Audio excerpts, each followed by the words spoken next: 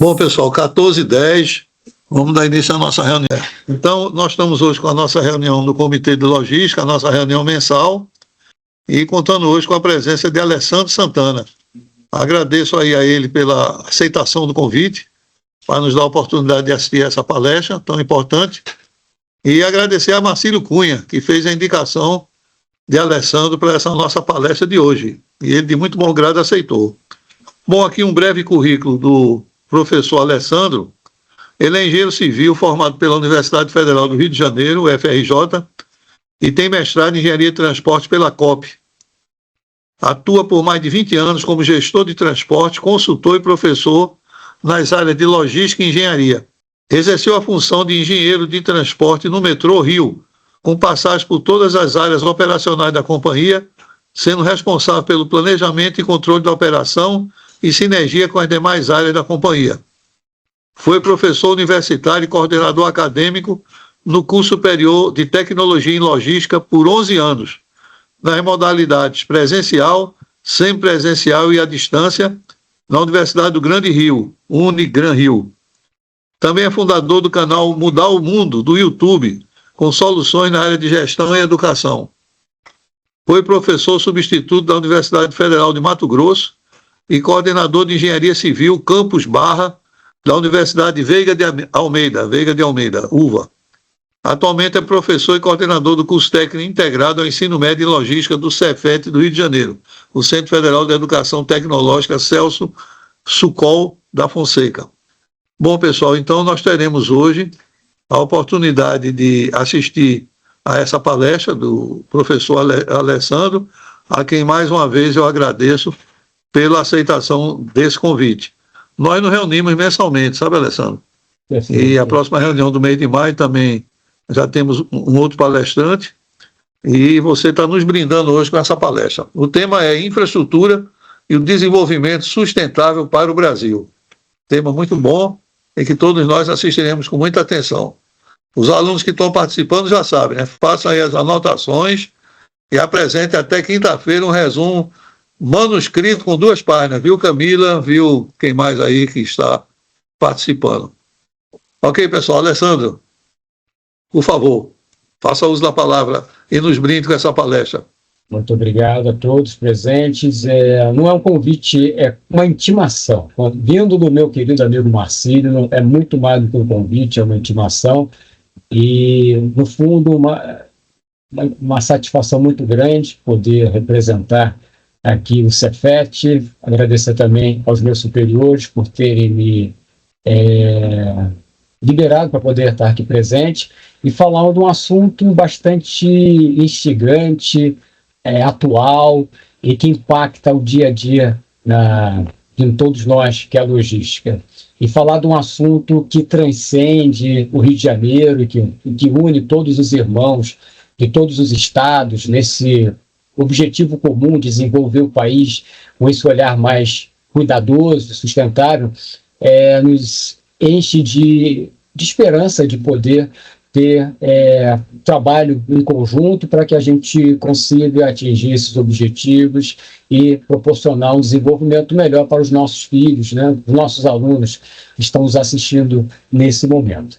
Então, dentro dessa realidade, agradeço, Marcílio, a todos os presentes, os alunos, Maurício, Camila, enfim, é uma oportunidade de levar um pouco do nosso conhecimento para mais e mais pessoas e utilizar essa ferramenta, que é a tecnologia, é de fundamental importância para encurtar distâncias. Afinal de contas, essa que é a missão da logística. Encurtar as distâncias e conectar pessoas. E a tecnologia, ela foi muito importante, principalmente durante e após a pandemia, e é algo que ficou e a gente tem que utilizar e potencializar essa ferramenta. Então, feitas as apresentações, meu querido amigo Maurício, vou agora vou compartilhar a tela. Essa tela que vem para cá. Vocês estão vendo? Sim. Não, ainda não. Ainda não? Não. Nós estamos vendo a sua tela, professor. Estamos vendo então que o senhor está vendo. Para compartilhamento, compartilhar. Tela inteira. Creio que agora vá. Pronto, agora apareceu. Perfeito, queridos. Então, dentro dessa realidade, o Comitê de Logística, muito satisfeito, feliz, honrado pelo convite, 24 de março, 14 horas, Alessandro Santana. Professor Maurício já fez a apresentação, sou engenheiro civil, mestrado em engenharia de transporte, profissional na área de engenharia de transporte e logística, professor de logística, engenharia civil e engenharia de produção. Fico muito feliz porque a engenharia civil, pela parte de projeto e construção, a parte de logística, principalmente em planejamento e operação de sistemas, a parte de logística também, de gestão de sistemas e também lidar com pessoas, gerenciar. Então, essa foi a minha trajetória, desde o início até o final, e é uma estrada ainda a ser pavimentada, desde o início da UFRJ, passando pelo primeiro estágio, que foi na Infraero, passando simultaneamente por várias instituições de ensino, Unigran Rio, a AVM, BMEC, o Instituto Brasileiro de Transporte Sustentável, também aqui o professor Márcio D'Agosto, também aqui da COP, a União Anchieta, o Canal Mudar o Mundo, a Federal de Mato Grosso, que foi uma oportunidade ímpar também de entrar. Eu digo que o meu passaporte de entrada no serviço público foi através da Federal de Mato Grosso, quando eu me tornei professor substituto. A Prefeitura do Rio de Janeiro também, em cargo comissionado durante 6 meses, a Veiga de Almeida, onde eu pude retornar para a engenharia civil, a Uniswan, onde eu atuei na parte de engenharia de produção, e o Cefet, nos cursos técnicos em logística, o qual eu coordeno atualmente, e tanto o técnico subsequente quanto o técnico integrado ao ensino médio. Então, essa é a minha estrada. Espero que ela tenha ainda muitos quilômetros ainda à frente. O planejamento não está fechado, muito pelo contrário, está a pleno vapor, para que a gente possa construir aí e ajudar um pouco essa garotada a atingir os seus objetivos. E, afinal de contas, o que é transporte? É uma atividade meio, mas não é uma atividade fim, ou seja, é uma atividade através do qual nós vamos atingir um determinado objetivo. E qual objetivo? E quais objetivos seriam esses? O trabalho, o estudo, o lazer. Então, todas as vezes que nós estamos utilizando-se do transporte, a gente está, no fundo, satisfazendo uma necessidade humana, que é deslocamento para casa, trabalho, casa, escola, casa, lazer. Então, ela é essencialmente ligada à economia e à riqueza de uma determinada localidade. Enfim, quanto mais rica for uma determinada população, quanto mais rica for uma determinada região, espera-se que haja uma ligação direta. Então, maior será a quantidade de transporte e esse transporte será materializado através da viagem. E, afinal de contas, o que são as viagens? A viagem pode ser definida como o início e término de uma jornada individual feita com certo propósito, entre 2 pontos distintos, utilizando um modo de transporte no interior de uma cidade, entre cidades, enfim. Sempre quando você quiser do ponto A ao ponto B, você vai ter que vencer barreiras físicas e temporais, e aí você vai poder utilizar um ou uma combinação de mais de um modo de transporte. Então, essencialmente, o transporte ele é uma atividade meio, ele é essencialmente fruto de uma necessidade humana, um propósito, seja o deslocamento para casa-trabalho, casa-escola ou casa-lazer, ou vice-versa, entre eles, e para isso ele vai se materializar através do modo de transporte, e esse modo de transporte vai cada módulo de transporte terá sua particularidade. Então, tudo passa de um planejamento, e esse planejamento, seja na carreira, seja dentro da cidade ou entre cidades, é a área do conhecimento que buscará adequar as necessidades de transporte de uma determinada localidade de acordo com as suas características econômicas, políticas e culturais.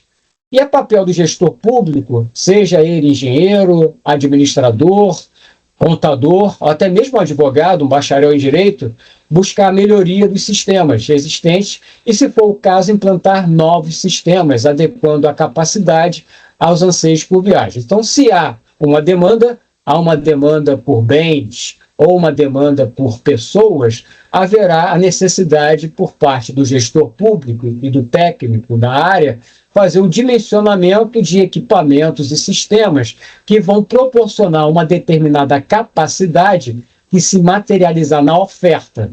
E essa oferta ela tem que ser minimamente igual à demanda, nem muito maior, porque aí você, se a oferta for muito maior do que a demanda, você estará desperdiçando um recurso muito importante, que é o recurso público, que ele não é infinito, muito pelo contrário, está cada vez mais limitado. Então, cabe ao gestor público utilizar-se de toda a ciência, de toda a tecnologia para dimensionamento de equipamentos que supram essa demanda de forma satisfatória. Para isso, a gente vai fazer o planejamento e, para isso, a gente vai comparar essas duas forças poderosas. A minha demanda, a demanda por carga, a demanda por soja, a demanda por minério, a demanda de passageiros dentro dos grandes centros urbanos.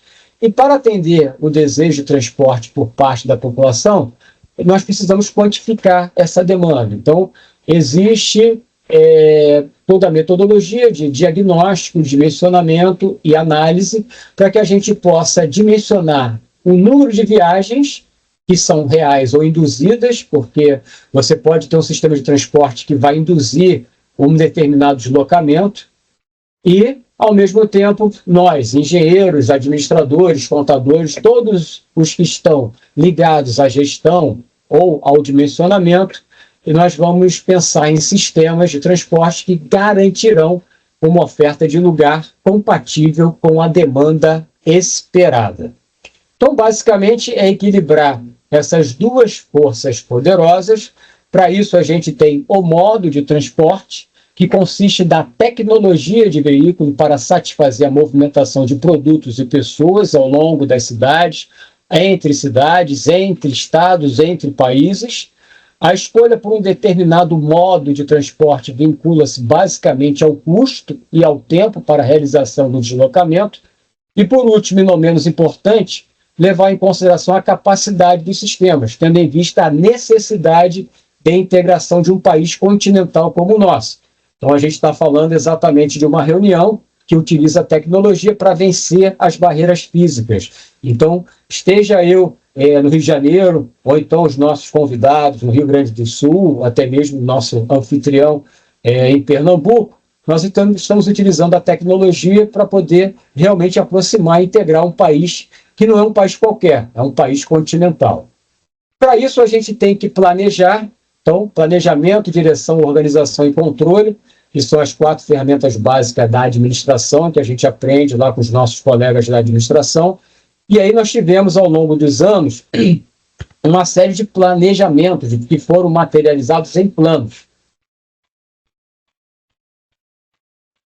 Um deles que ficou muito marcado foi o PNLT, que foi o Plano Nacional de Logística e Transporte de 2007, que trouxe exatamente um cenário para aquele ano e as medidas que seriam necessárias para o ano de 2025.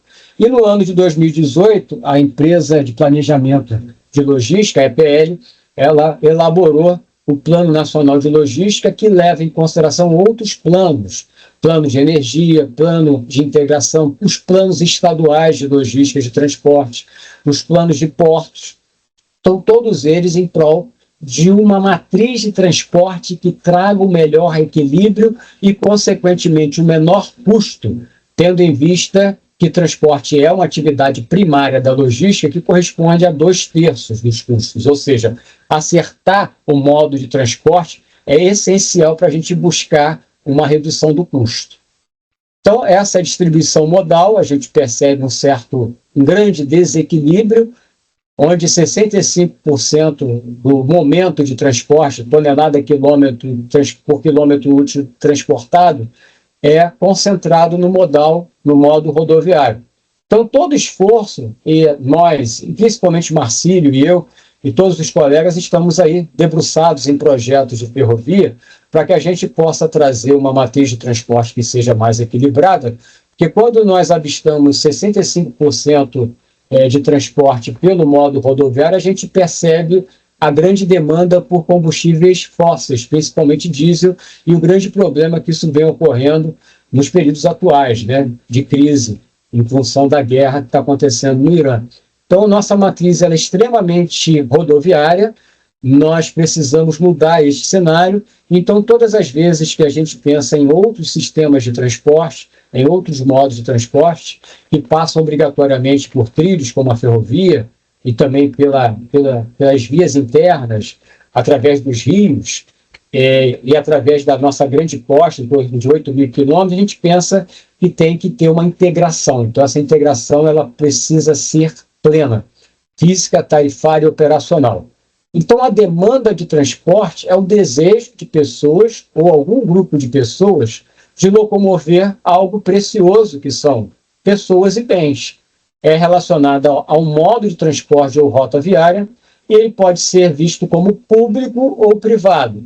Sendo público, ele é diretamente gerenciado pelo poder público, ou ele pode muito bem ser delegado para iniciativa privada através dos contratos de concessão, de permissão, que são muito bem vistos. E a demanda varia no tempo e no espaço. Então, a gente percebe claramente que existem modelos matemáticos que vão levar em consideração o volume de tráfego. O transporte é uma atividade fortemente impactada por atividades humanas, socioeconômicas, e também em função das características dos usuários, né, das pessoas que utilizam do sistema.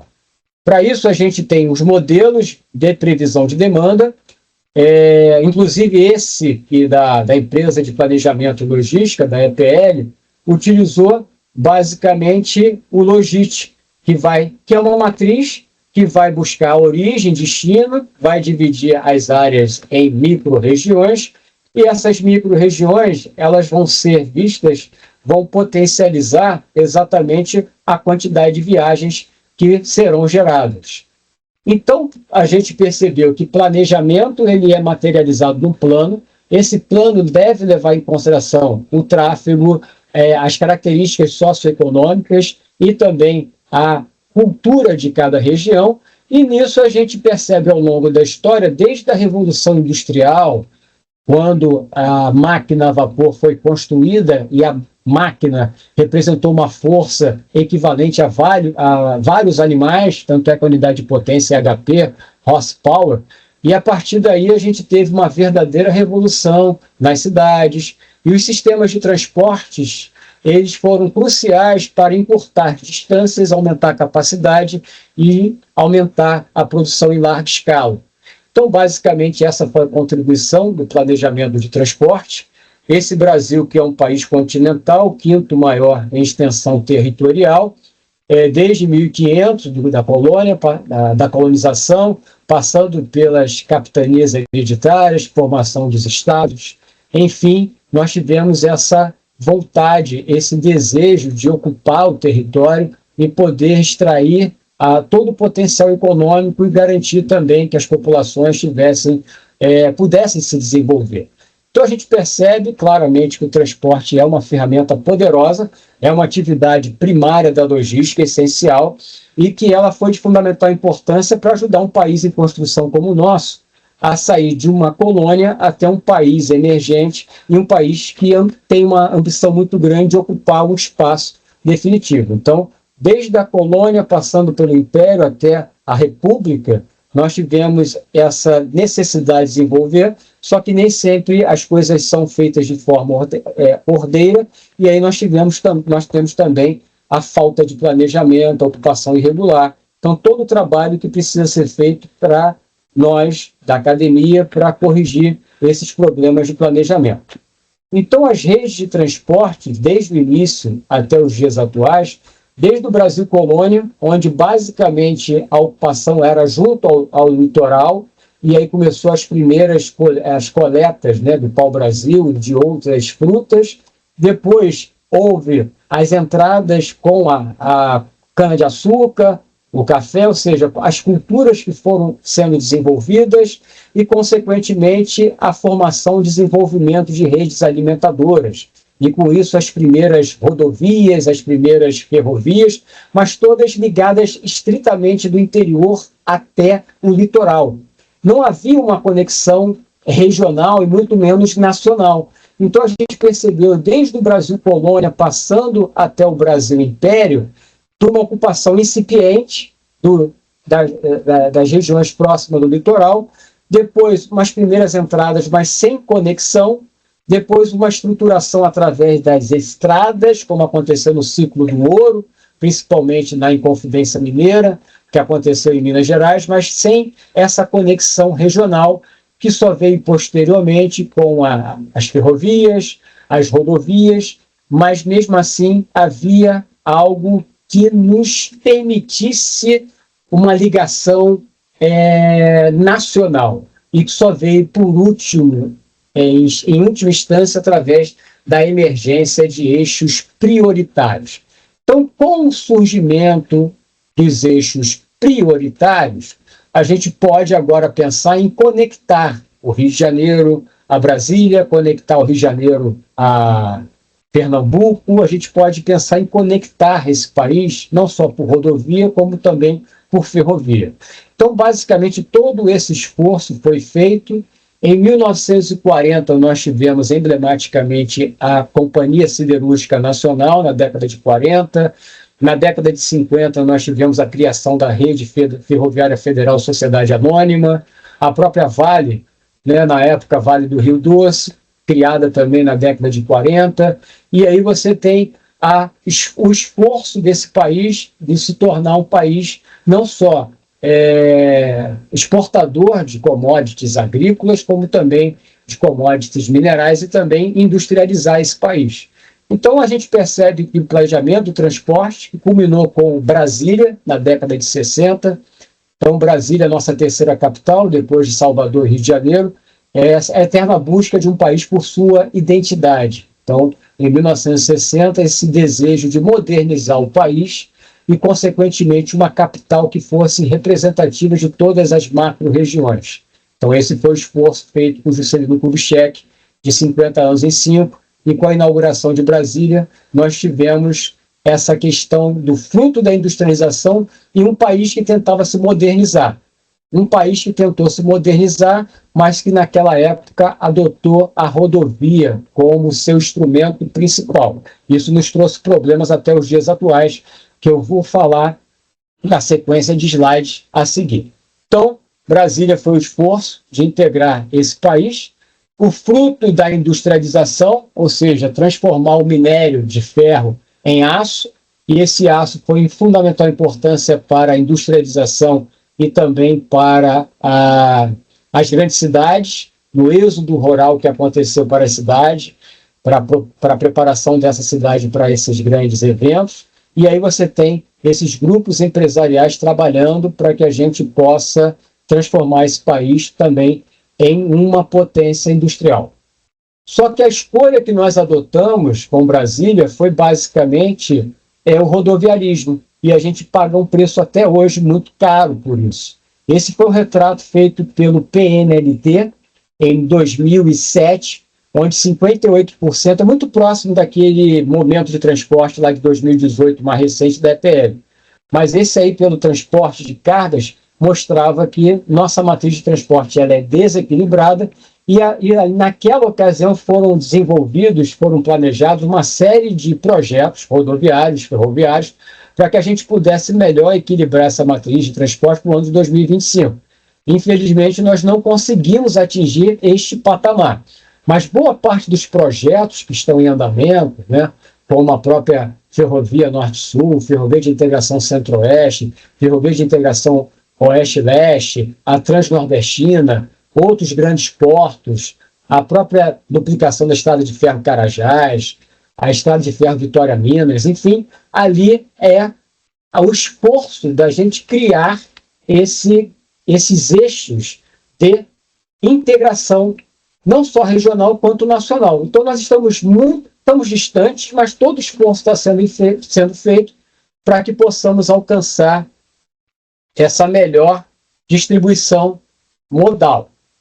E aí a gente percebe esse país, E não é um país pequeno, é um país gigante, é um continente.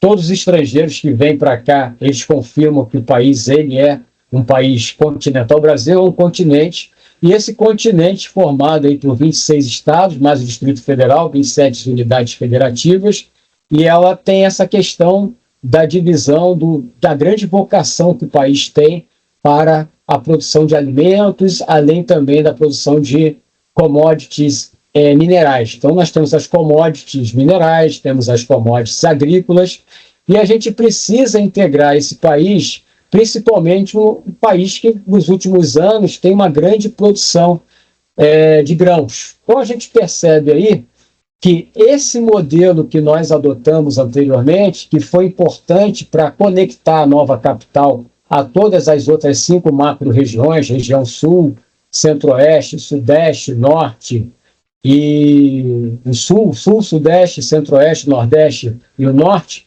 ele foi importante, só que ao mesmo tempo a gente precisa de um melhor equilíbrio nessa matriz de transporte.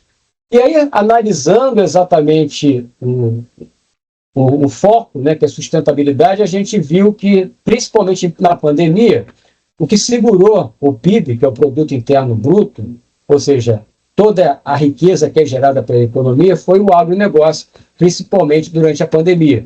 Então a gente olha esse mapa de cor, onde verde escuro representa os grandes produtores de grãos. E você vê praticamente que Brasília, de uma certa forma, cumpriu o seu objetivo de levar à ocupação do território, ocupar para não entregar, e ao mesmo tempo tirar a grande pressão que havia do litoral. Então, de uma certa forma, os objetivos foram alcançados. E com isso você tem uma região grande produtora, Mato Grosso, Goiás, o Distrito Federal, o próprio estado de Tocantins, Maranhão, e aí a gente tem Bahia, Minas Gerais, mas o centro da América do Sul, que é Mato Grosso, são 65 milhões de toneladas de grãos, de acordo com os dados da Conab, da safra de 2018 a 2019. Então, 65 milhões de toneladas é algo absurdamente muito, muito, muito, muito alto. E aí a gente percebe aqui no Rio de Janeiro, onde nós estamos falando, que é muito dependente. O Rio de Janeiro, o estado do qual eu falo nesse momento, ele é basicamente dependente de todos os demais estados em termos de alimento. Tanto é que isso comprova que transporte está fortemente relacionado com a economia, e a opção pelo rodoviarismo traz uma matriz muito cara, principalmente em épocas de crise, como nós estamos vivendo na atualidade. Então, as ferrovias que movem o Brasil, isso aqui eu me inspiro sempre no meu querido Marcílio Cunha, que é sempre uma referência na área de ferrovia. Então, dentro dessa filosofia, a gente tem esse esforço que é ocupar esse território. Então, nessas linhas verde e azul, que vão até a Ceilândia, exatamente na conexão com a Estrada de Ferro Carajás, que é a Ferrovia Norte-Sul. Nós temos aqui a azul, que é a FIOL, temos aqui a Transnordestina, em Salgueiro, que tem a divisão para Suape e Pecém, e temos aqui a construção da Ferrovia de Integração Centro-Oeste, que é o esforço para ocupar esse lado de Mato Grosso e ajudar no escoamento da produção da safra de grãos. Então, em 1854, houve a inauguração do primeiro trecho Magé-Raiz da Serra, pelo nosso querido Barão de Mauá, Irineu Evangelista de Souza, foi o primeiro trecho de ferrovia construído. Em 1954, nós tínhamos 39.065 quilômetros de ferrovia. Em 57, foi a criação da Rede Ferroviária Federal. Em 74, início da operação metroviária em São Paulo. Em 84, a criação da CBTU, que foi o desmembramento do braço de passageiros da rede ferroviária. Em 96, o início de privatização não só da ferrovia de carga, como também de passageiros. E apesar de todos os esforços, nós temos 30 mil quilômetros trafegáveis, ou seja, nós encolhemos, as nossas ferrovias encolheram nos últimos 70 anos. Isso é muito ruim. Então, se comprova que há um hiato muito grande, não só de novas ferrovias, como também de recuperar as ferrovias já existentes, porque ou foram abandonadas por causa de limitações de traçado, ou porque também não eram atividade fim das empresas que assumiram aquilo que era o antigo legado das antigas superintendências da Rede Ferroviária Federal. Enfim, precisamos realmente debruçar sobre esse novo modelo e pensar que nós, de fato, agora nós temos um eixo prioritário na exposição dos slides anteriores, que a gente tem de Estrela do Oeste até a Ceilândia, conectando a Estrada de Ferro Carajás, que é o trecho que está operado tanto pela Rumo quanto pela VLI, de Estrela do Oeste até a Ceilândia, conectando Goiás, Tocantins, Maranhão, e também de Estrela do Oeste, através das ferrovias da Rumo, até chegar ao Porto de Santos. Então, de fato, a gente tem agora um corredor ferroviário que conecta Santos até o Porto de Itaqui, principalmente esse trecho norte, que é chamado de Calha Norte, porque, basicamente, boa parte dos portos estão voltados aqui para o sul, sudeste e nordeste. Então, aqui a gente tem um verdadeiro corredor ferroviário, enfim, um eixo estruturante, e para integrar o país, mas a integração tem que ser plena, e isso reforça a necessidade de tráfego mútuo e direito de passagem, principalmente nos trechos que são operados por outras ferrovias, né? Então, nesse trecho aqui, que é operado pela VLI, você tem que permitir que os trens da Rumo possam trafegar. E no trecho, o tramo central e o tramo sul, que é operado pela Rumo, até chegar ao Porto de Santos, para que realmente os trens da VLI possam operar. Então, é importante que a ANTT, que é a Agência Nacional de Transportes Terrestres, permitam o tráfego mútuo, direito de passagem entre as empresas concessionárias nos trechos. Então, de Açailândia até Porto Nacional em Tocantins, já tinha um trecho de 720 quilômetros operado pela VLI. E do trecho de Porto Nacional até Estrela do Oeste, tramo central e tramo sul, um total de 1.537 quilômetros, foi a licitação em 2022, foi vencida pela Rumo. Então, a gente tem basicamente essas duas grandes empresas e elas precisam conversar, ter o direito de passagem e garantido para que as cargas possam circular livremente. Então, você tem uma conexão direta entre o Porto de Itaqui até o Porto de Santos. Perdão.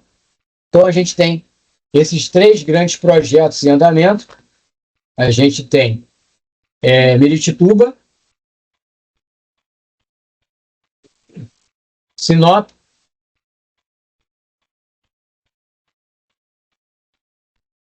a gente tem, basicamente, três grandes projetos. A Ferrogrão, que teve grandes empecilhos, impedimentos, por conta de desafios ambientais. De Mara Rosa até Água Boa está sendo construído pela Vale, e o braço que operava, que entrará em operação será a VLI, por conta da renovação da Estrada de Ferro Carajás e a Estrada de Ferro Vitória Minas. E atualmente a Estrada de Ferro sendo tocada pelo estado de Mato Grosso, de Rondonópolis até chegar a Lucas do Rio Verde. Então, basicamente, Lucas do Rio Verde, se todos os projetos em andamento um dia se tornarem realidade, vão se tornar realidade, isso é uma questão de tempo, será o grande entroncamento ferroviário. Eu brinco muito com os meus alunos, que se um dia sobrar algum dinheiro, que é meio complicado, vamos lá fazer um investimento em Lucas do Rio Verde, porque, afinal de contas, é onde vão se concentrar todas as grandes ferrovias desse país, né? E onde tem o agronegócio. Então, você percebe que o Mato Grosso é o coração da América do Sul. Existe um movimento pró de três ferrovias, ou seja, a ferrovia Senador Vuolo, que é muito, muito conhecido lá naquela região, e aí você vai ter esse triângulo aqui, fazendo a conexão com o Mato Grosso, com a Ferrovia de Integração Centro-Oeste, de Mara Rosa até chegar a Lucas do Rio Verde, de Mara Rosa até chegar a Lucas do Rio Verde, passando por Água Boa, e aí a gente tem Rondonópolis até Lucas do Rio Verde. Então, esses projetos, e a Ferrogrão, que é o que tem grandes desafios ambientais, mas um dia vai sair também E aqui tem uma integração continuando pelo Rio Tapajós, aqui em Miritituba. Atualmente quem faz esse trajeto é a BR-163, uma rodovia muito importante daquela região. Então, esse é o movimento pró das 3 ferrovias. E aqui a gente tem um estudo de caso que mostra que nós temos um grande produtor de grãos, com uma demanda de 65 milhões de toneladas, só que a gente percebe que os projetos estão desconectados, não estão integrados. Você tem atualmente a BR-163, que faz o escoamento através de carretas diariamente de Sinop, daquela região ali do norte de Mato Grosso até o porto de Miritituba. A Ferrovia Norte-Sul, que ainda está sendo implantada, até 2022, 2023 estava com apenas 1,7 milhões de toneladas de capacidade, mas podendo ser expandida até 23 milhões de toneladas ano. E Rondonópolis, que faz a conexão com o Porto de Santos. Então, como é que você vai, digamos assim, fazer o escoamento de 65 milhões de toneladas? Então, a gente percebe que vamos analisar, primeiramente, as informações dos trens. Basicamente, nós temos os vagões, que são rebocados pelas locomotivas, e se a gente pegar um hopper, que é o, digamos assim, de maior peso total, em torno de 100 toneladas, a gente consegue uma carga útil até 80, 90 toneladas.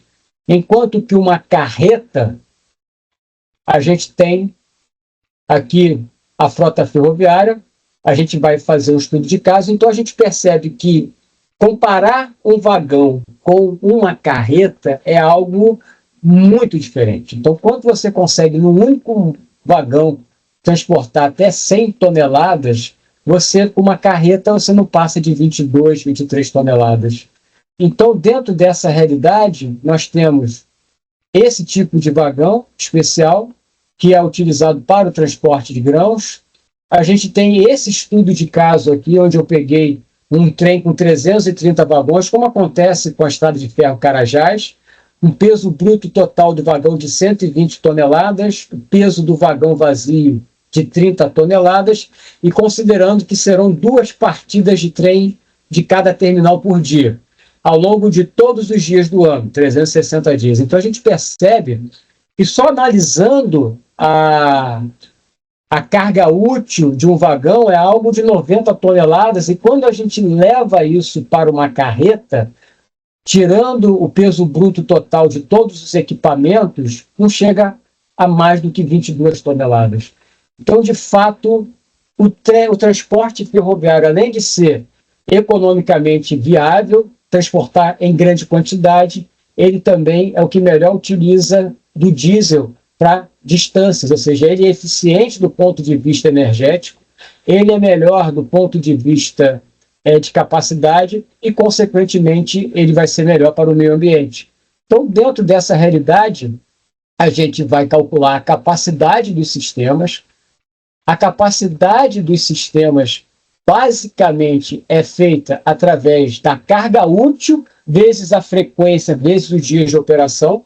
Então, se você pegar uma rodovia, mesmo com 215 carretas todo dia, saindo de Lucas do Rio Verde, indo lá para o Porto de Miritituba, nós teríamos 1.702.800 toneladas. Ou seja, a capacidade da rodovia BR-163 dificilmente vai passar de 1,7 milhão de toneladas. Em contrapartida, se nós fizermos o estudo de capacidade da ferrovia, a carga útil, que no caso vão ser 90 toneladas, vezes a quantidade de vagões de uma composição, vezes a frequência, que são 2 partidas por dia, vezes os dias de operação, que são 360 dias, vai chegar a um número mágico de 21.384.000 toneladas, ou seja, 21 milhões de toneladas por ano. Então, comparativamente, a gente tem um valor de 15 a 16 vezes maior de capacidade de transporte ferroviário. Então, analisando aquela situação anterior, a gente percebe que, primeiramente, é preciso fazer as conexões, e fazendo as conexões, a gente vai verificar quanto a gente vai... Aí é um caso bem básico de pesquisa operacional, mas só analisando as capacidades. Então, a gente percebe que uma rodovia, no máximo, vai chegar a uma capacidade de 1,7 milhão, enquanto que uma ferrovia vai chegar a 21,3 milhões. O professor Marcelo até falou lá em 23 milhões. Dependendo da situação, a gente pode ter 1 milhão ou 2 milhões a mais. Mas esse é o número, é a ordem de grandeza. Então, quando a gente tem um estudo de capacidade, análise feito tanto da rodovia quanto da ferrovia, a gente começa a conectar e, na verdade, verificar que Lucas do Rio Verde, que tem uma capacidade de 64 milhões, dificilmente, com a BR-163, você vai conseguir com que toda essa carga possa ser escoada para Miritituba ou através de carretas até chegar ao Porto de Santos. É por isso que acontece sempre nas safras aquela fila de caminhões, porque as rodovias não têm capacidade para poder fazer o escoamento dessa grande quantidade de grãos. Então, fazendo essa conexão, a gente percebe que, esticando de Rondonópolis até chegar a Lucas do Rio Verde, a gente já vai ter, digamos assim, uma capacidade de 21 milhões de toneladas. A ferrovia Norte-Sul, quando ela estiver plena, ela vai chegar em torno de 22,73 milhões de toneladas, de acordo com o planejamento que foi feito nos planos anteriores. Então, isso aqui, e mais a ferrovia de integração Centro-Oeste. Então, só analisando essa capacidade aqui de 21 milhões de toneladas, então X mais Y mais Z, ferrogrão Y, X, que vai ser a capacidade da FICO, e Z, que é a capacidade de Rondonópolis até Lucas do Rio Verde, a gente percebe que o somo desses três braços tem que ser maior do que pelo menos 64 milhões. Lembra que nós falamos? A capacidade, a oferta, ela tem que ser minimamente igual à minha demanda. Então, se eu tenho uma demanda de 65 milhões de toneladas, o somatório desses três braços tem que ser maior ou igual a 65 milhões de toneladas. Então, isso comprova por A mais B de que X mais Y, considerando que nós vamos de Rondonópolis até Lucas do Rio Verde, ter 21 milhões de toneladas, o somatório de FICO e ferrogrão, quando ela existir, tem que ser em torno de 43 milhões de toneladas. Então, meus amigos, isso vem a comprovar que não existe outra forma de escoar a produção, analisando-se valores de forma eficiente, eficaz e buscando redução de custo, que não passe obrigatoriamente pelo desenvolvimento, pela implantação de novas ferrovias. Isso corrobora os planejamentos que foram feitos no PNLT e também da EPL, que é o Plano Nacional de Logística. Isso comprova também que não existe outro caminho. Por mais que você construa e melhore as rodovias existentes, elas não são suficientemente capazes de garantir o escoamento da produção existente. Então, a gente tem uma infraestrutura logística que está sendo pensada para a região. E aí, na época, quando eu fui professor da Federal de Mato Grosso, eu acompanhei os colegas exatamente nas discussões da questão de do melhoramento das rodovias existentes, da criação de novas ferrovias, como a ferrovia estadual que ligará Rondonópolis a Lucas do Rio Verde, e esse esforço federal que está sendo feito com a construção da ferrovia de integração Centro-Oeste, de Água Boa até Mara Rosa, que é o braço que é o entroncamento com a ferrovia Norte-Sul. Então, não existe outra forma de reduzir custo e de integrar o país que não seja obrigatoriamente, cuja passagem não seja obrigatória por ferrovia. Então, a gente precisa pensar no ano de 2026 em conectividade, escoamento e investimentos que estão sendo atualizados para uma infraestrutura logística daquela região, cujo papel estratégico é o maior produtor de grão do país. Mato Grosso depende de logística eficiente para reduzir custos e sustentar a competitividade, porque a gente sabe obrigatoriamente que o transporte é que vai garantir preços e fretes competitivos. Então, se você tiver uma máquina de transporte desequilibrada, deficitária, você vai ter produtos que talvez não sejam competitivos. Então é importante que a gente repense isso. Ciclo de investimento desde 2019, com expansão simultânea em rodovia, ferrovia e concessão para eliminar gargalos e acelerar o escoamento agroindustrial, e mudança estrutural, impactos, diversificação modal, reduz dependência rodoviária. Então, essa dependência rodoviária que nós deslumbramos desde 1960 com a criação de Brasília, todos esses esforços de integração e foco na matriz fóssil, no diesel, a gente está percebendo aí um grande preço, um grande custo que a gente tem um dever de casa, que já deveria ter sido realizado, mas ainda não realizamos plenamente, mas está lá no planejamento, que é melhorar o equilíbrio da matriz de transporte. Então, a gente precisa melhorar o asfalto, porque se melhorar o asfalto, melhora as condições de trafegabilidade do caminhão, e se melhora as condições de trafegabilidade do caminhão, você reduz os custos variáveis, reduz o custo fixo, porque você vai ter uma velocidade média maior, aí você vai ter veículos com maior confiabilidade, você vai ter menos manutenção preventiva e corretiva, então é importante que nós tenhamos rodovias asfaltadas e bem pavimentadas, é importante que a gente tenha integração, porque não adianta construir simplesmente uma ferrovia se a ferrovia ela não estiver conectada. Porque a gente percebe que, se não houver conectividade, se não houver infraestrutura compartilhada, se não houver integração plena, física, tarifária e operacional, os investimentos serão inócuos, serão incapazes de garantir com que essa carga, e também, por que não pensar futuramente grande, pessoas possam ser transportadas ao longo do tecido urbano, através das cidades. Então, basicamente, a gente precisa pensar em integração, porque sem integração não haverá conectividade e, consequentemente, sem competitividade. Então, esses 3 projetos estão em andamento no estado de Mato Grosso: a Rota da Celulose, a Rota Agro e Rota Sertaneja, investimentos que somam em torno de 28 bilhões para reestruturar corredores logísticos estratégicos, obras de segurança viária, foco em duplicação, terceiras fases, é principalmente aqui no Sudeste, em área de serra, para que você possa separar bem os fluxos e evitar acidentes durante o percurso. Então, segurança viária é de fundamental importância, e integração e competitividade através das ferrovias.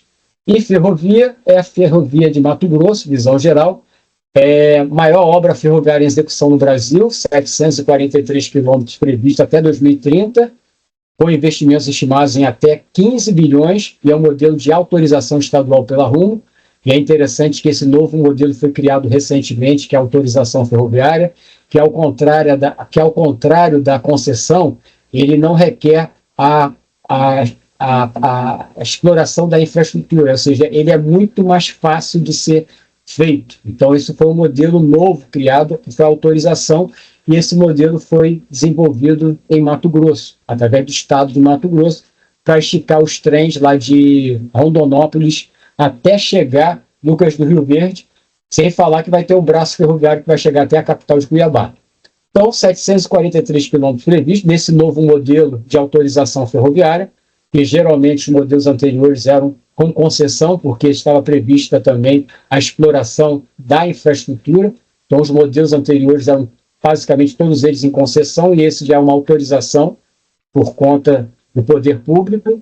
Cerca de 73% de execução física, com avanço em terraplenagem, pontes e viadutos, além da instalação de trilhos chegando até 1 km por dia em trecho, ou seja, é um avanço considerável, 1 km por dia.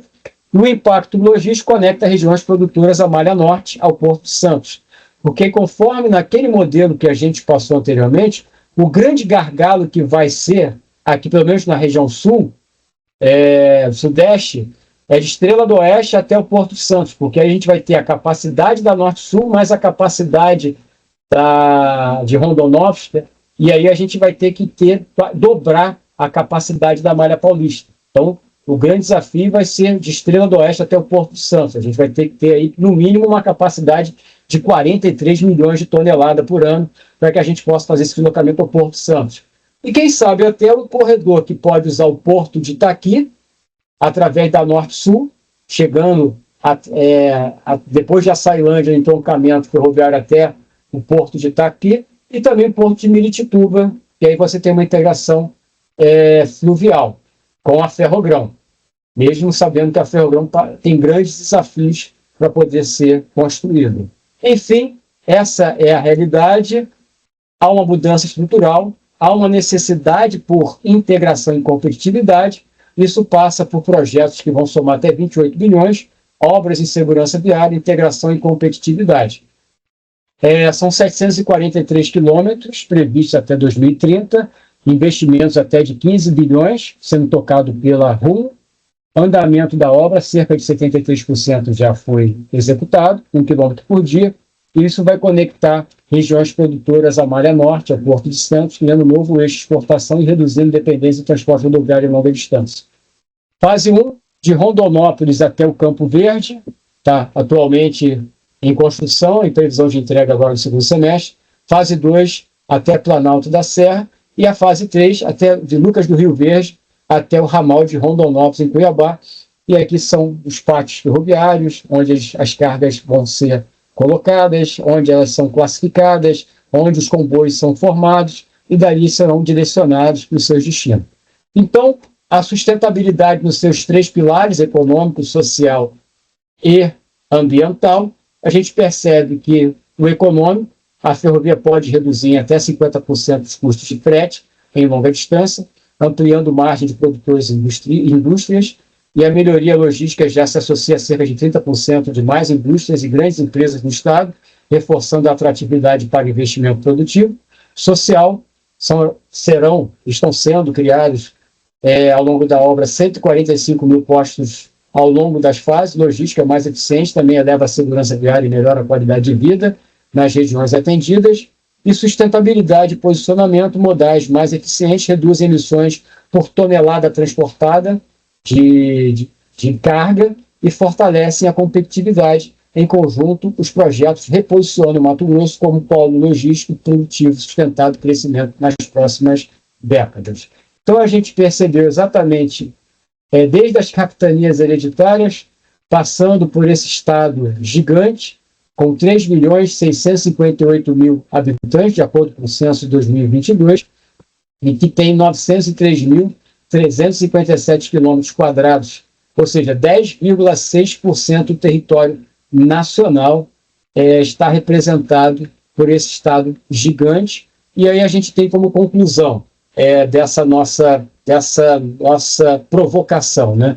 Investir em infraestrutura é extremamente importante para gerar renda e emprego para a região, tendo em vista a vocação não só de produção de grãos, como produção também agrícola e também até turística. Seus impactos serão expandidos para todo o território nacional. Então isso é interessante, né, porque de uma certa forma aquele objetivo de levar o desenvolvimento para o interior do Brasil, de uma certa forma ele foi alcançado, ele precisa agora ser aprimorado. O agronegócio é estratégico para o país e, se for gerido de forma consciente e sustentável, pode trazer muitos benefícios para todos nós. A integração nacional alcançada com modos de transporte mais adequados ao contexto atual. Então, a gente vai buscar sempre uma integração nacional, que é o meu sonho, nosso sonho de integrar o Brasil de norte a sul, de leste a oeste.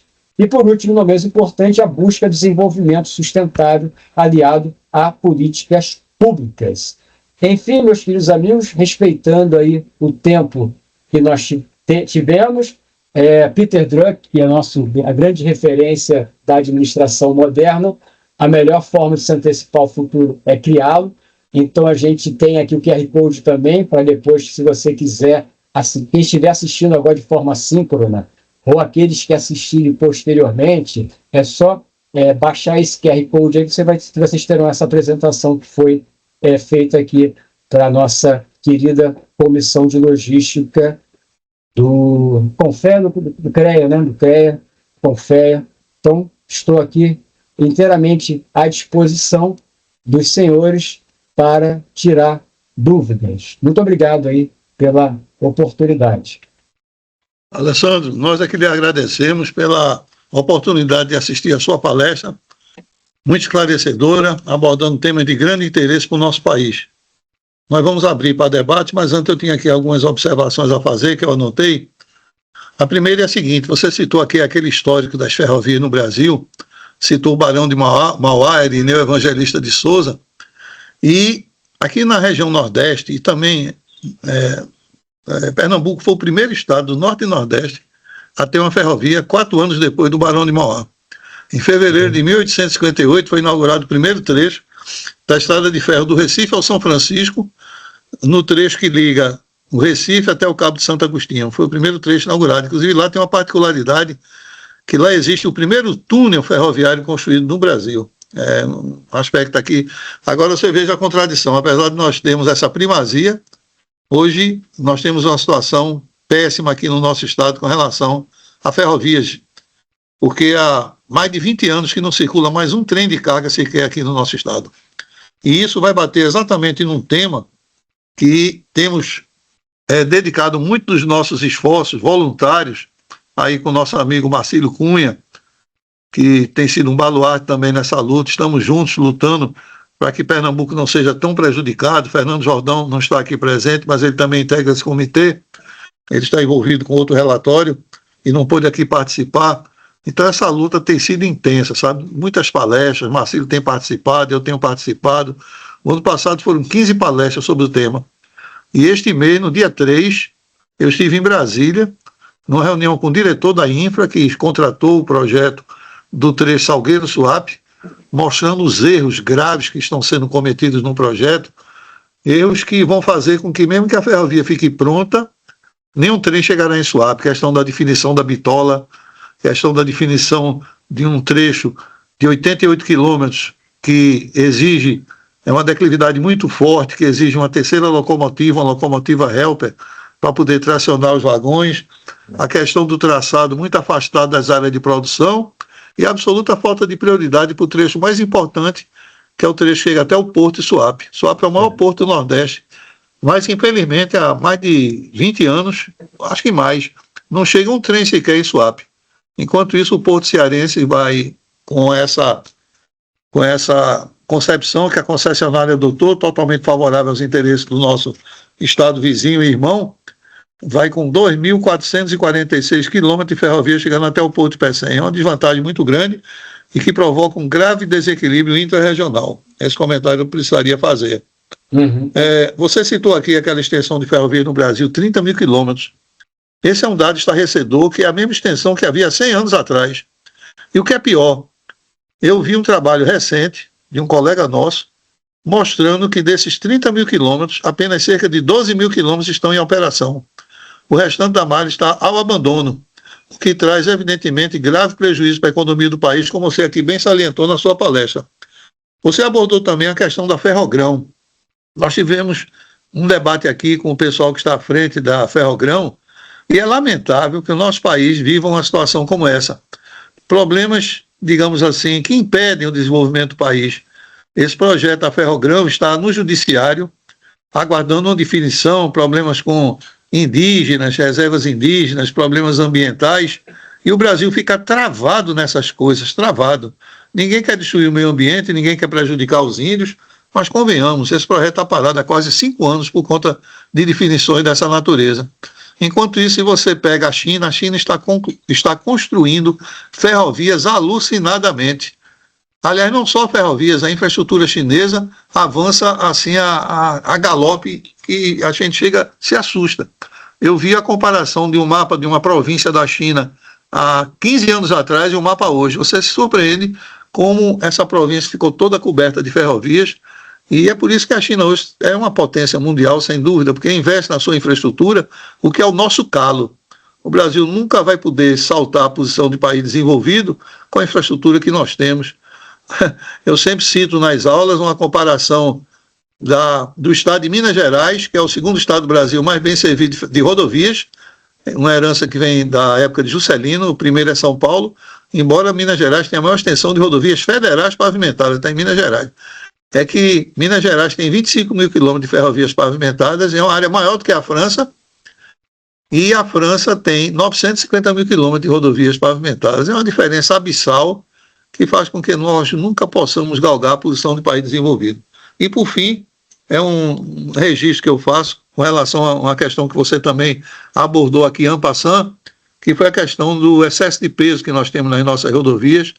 Temos escrito muito a esse respeito, inclusive este ano escrevemos um artigo que foi abraçado pela Academia Nacional de Engenharia e passou a ser o pronunciamento oficial da Academia Nacional de Engenharia a esse respeito. Os danos que isso causa aos pavimentos das nossas rodovias e principalmente a quantidade de acidentes que esses veículos com excesso de peso provocam nas nossas rodovias, trazendo muitos mortos, muitos lesionados nesses acidentes. Então, eram essas considerações que eu gostaria de fazer e elogiar demais a sua palestra, que foi, para todos nós, muito enriquecedora. Então, aqui na descrição, eu passo a palavra a Marcílio Cunha, que está ali com a mão levantada. Marcílio, vai lá, amigo. Primeiramente, parabéns, Alessandro. Eu sabia que seria assim como foi. Excelente a sua apresentação, tá certo? E fico preocupado por uma questão de que nós teríamos que ter o dobro dos 30 mil, mas precisamente 60 mil quilômetros, para a gente ter a condição mínima de movimentar passageiros e carga no Brasil, né? E que estamos muito longe disso, né? Fico preocupado também, já estou sempre preocupado com o que Maurício relatou. Nós estamos numa luta aqui incessante com relação a, mais especificamente a Pernambuco, mas que abrange a região Nordeste como um todo, né? Com relação ao que precisa ser feito na Transnordestina para concluir aquilo que está sendo proposto hoje com ferrovia, né? E a segunda preocupação, viu, Maurício? Tu não está sabendo disso? Eu estou recebendo um convite. A semana passada eu tive um telefonema do comandante do 2º Comando do Leste, que está aí no Rio de faz parte do Rio de Janeiro, né? O general Newton Moreno me ligou e depois passou para uma segunda oportunidade para o Coronel Velasco, que é ligado a ele, que é o que comanda o Rio de Janeiro, né? O 2º Comando Leste é constituído pelo Rio, Minas Gerais e Espírito Santo, né? E o convite que eles estão me fazendo, viu, Maurício? É para no dia 29 de abril fazer uma palestra num evento que eles têm do Grupo Estratégico do Exército, todo ano eles promovem isso, para falar sobre modal logístico para as equipes, né? E principalmente o enfoque maior é justamente o que existe no Rio de Janeiro hoje, que são os agrupamentos, né, de paraquedistas, de equipe de atuação em montanha, em segurança pública e por aí vai, né? E querem que eu fale justamente sobre os modais logísticos, né, que estão disponíveis na atividade pública e privada, mas que possa atender também a eles nas situações de emergência, né? A gente sabe que tanto o Exército como a Marinha e a Força Aérea Brasileira estão desfalcados de orçamento mais forte para aquisição de equipamentos, né? Parece que agora o governo está se acordando para isso e está prometendo alguma coisa ainda para esse ano, mas eles têm dificuldade. Por exemplo, a equipe de paraquedista não obrigatoriamente tem que ir de avião para se locomover, por exemplo, do Rio até a região norte, lá, o Amazonas, se alguma coisa tiver. Tem que ir por outra alternativa, como foi a última, de a equipe ser embarcada em navio da Marinha e seguir por mar até mais próximo e depois pegar a rodovia para chegar nos locais, né? Porque não obrigatoriamente eles têm que saltar de paraquedas nos locais, que até avião para isso hoje, em termos de quantidade, não tem disponível.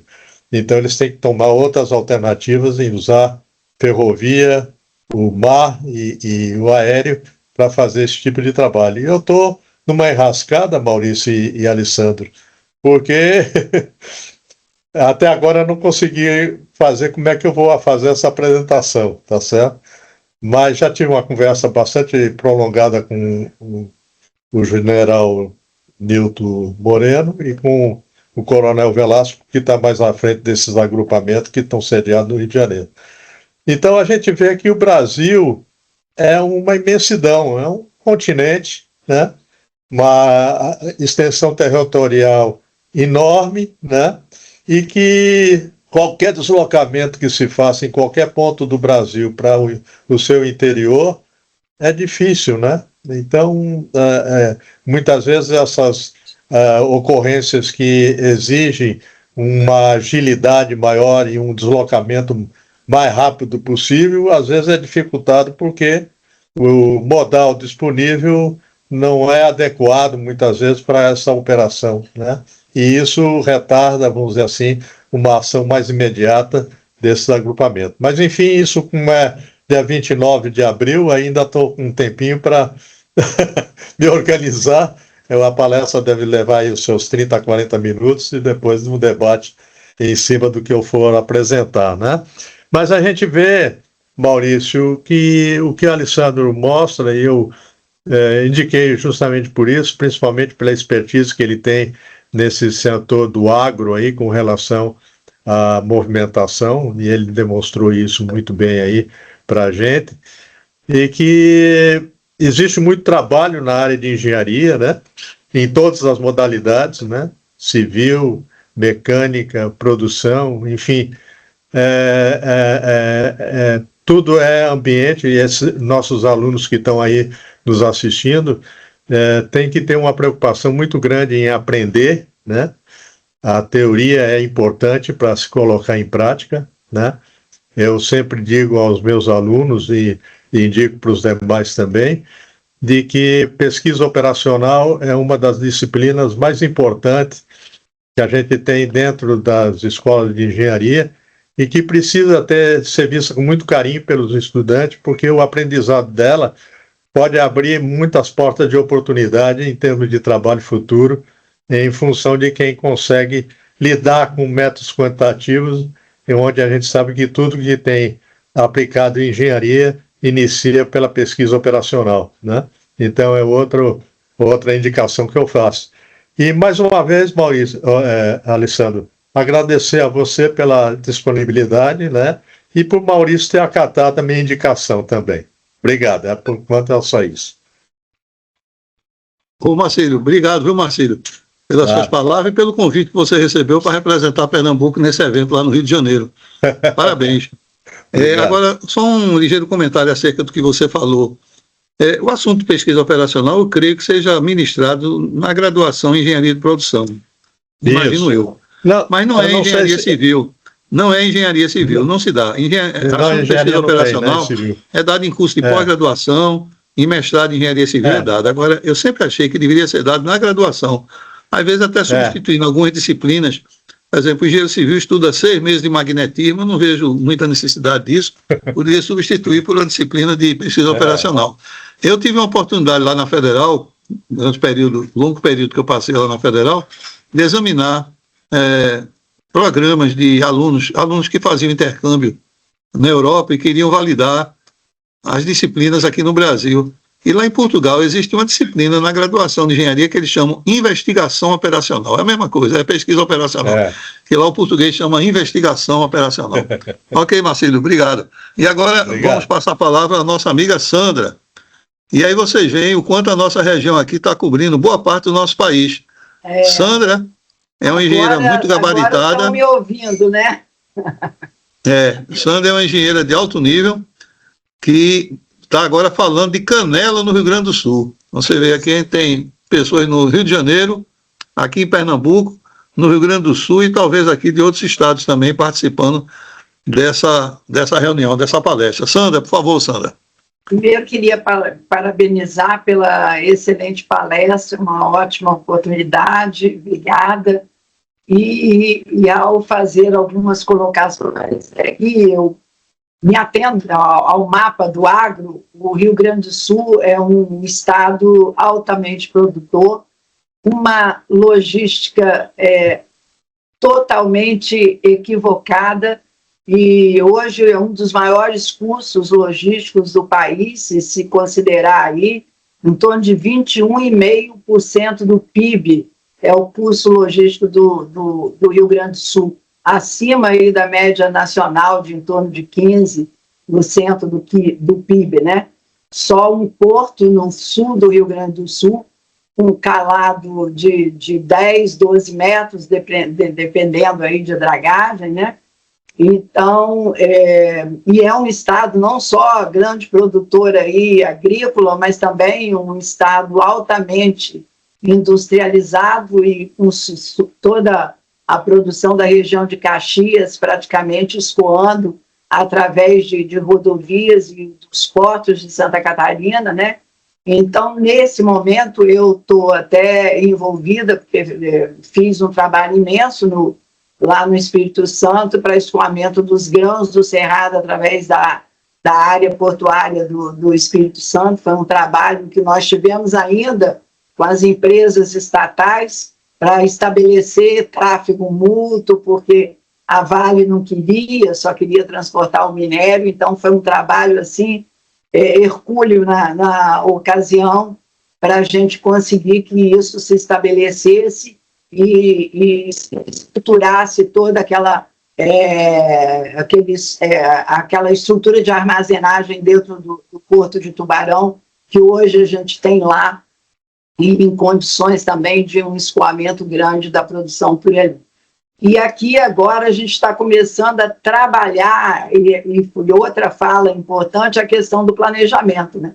Se o planejamento entra lá atrás, eu tive a oportunidade de fazer a concepção do planejamento de um dos municípios aqui, de São Francisco de Paula, 2050, que está agora terminando a parte de execução, e são 10 planos desenvolvidos, integrados ao mesmo tempo, e em julho eu acredito que a gente esteja com isso pronto, envolvendo inclusive a questão dos grandes projetos, né? Do Porto de Arroio do Sal, do novo aeroporto de Vila Oliva, que demanda já um trabalho que a gente está querendo começar de um corredor meridional, né? Considerando o porto lá meridional de Arroio do Sal, pensando já não só na infraestrutura, nas rodovias que aí estão, que terão que ser dimensionadas para carga, né?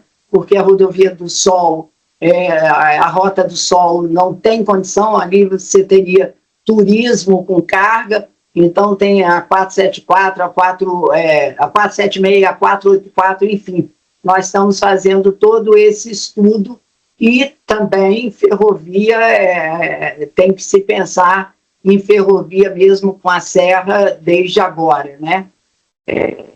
Tem outro projeto estruturante aqui no estado, aí ferrovia para passageiros, que está sendo conduzido pela Sultrens, que é de Porto Alegre até Gramado, que a gente acredita que final de 2007 esse projeto comece a ser colocado aí como realidade, né? Já os projetos estão bem avançados, né?